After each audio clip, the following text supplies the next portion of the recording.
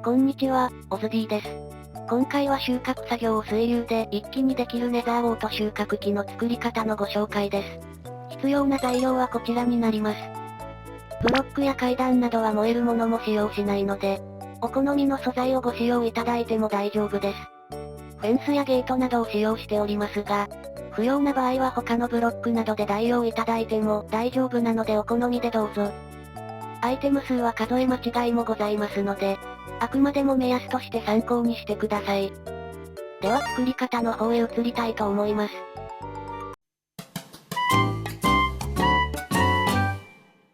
今回の装置は縦19マス×横12マスの範囲で作成します。まず最初に縦方向に3マス穴を掘ります。3マス目の右側も1マス掘っておきます。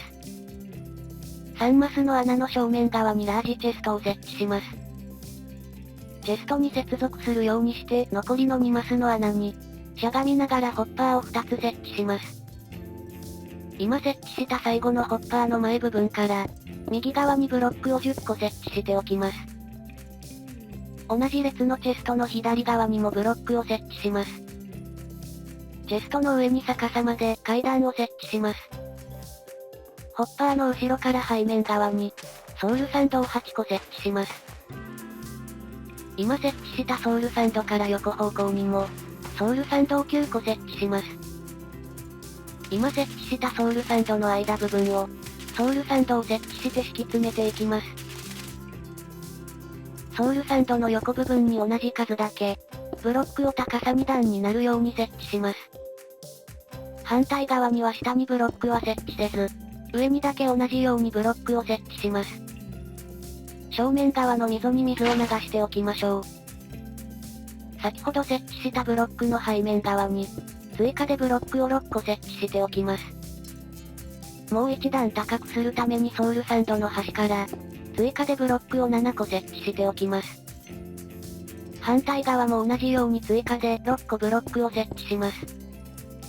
反対と同じようにもう一段設置しておきます。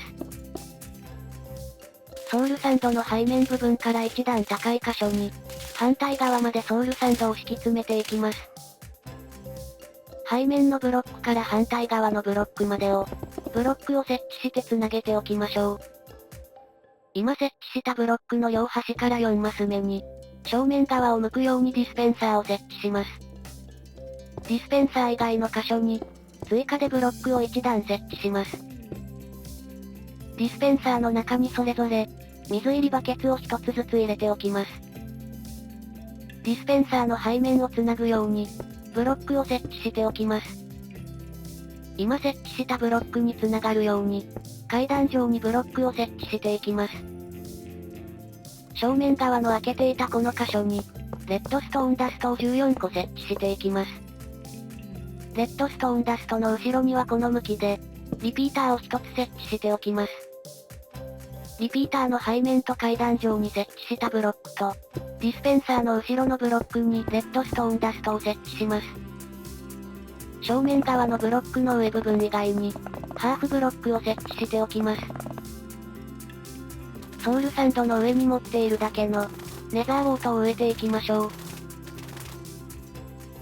正面側のブロックの上にフェンスを設置して、1箇所だけは出入りできるようにゲートを設置します。あとはネザーウォートの成長を待ちましょう。最後に正面左側のこのブロックに、ボタンを設置したら完成となります。成長したネザーウォートを回収する際は、ボタンを押して水を流しましょう。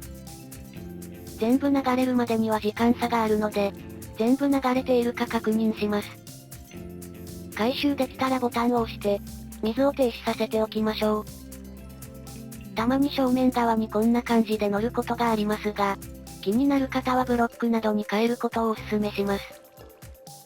サイドを植えるのは手動になるので、その時にでも回収してあげましょう。1回の収穫で回収できるネザーウォートは、こんな感じで約6スタック半ほどになります。回収し終えたらサイドゲートから中に入って、手動でネザーウォートを植えておきましょう。そうしたらまた放置しておき、成長したら再度回収してあげましょう。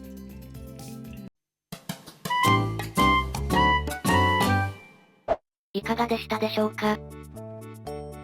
今回は水流を利用して自動で回収できる、ネザーオート回収機の作り方のご紹介でした。同じ方法で作物自動回収機も作れるので、作りたい方はこちらもぜひ参考にしてみてください。今回参考にさせていただきました方の動画は、概要欄にリンクがあるのでぜひご覧ください。最後までご視聴いただきありがとうございました。ぜひともチャンネル登録と高評価もお願いします。また他にも色々な装置やトラップの動画もあるので、よかったら概要欄などからご覧になってくださいね。ではでは、また次の動画でお会いしましょう。バイバイ。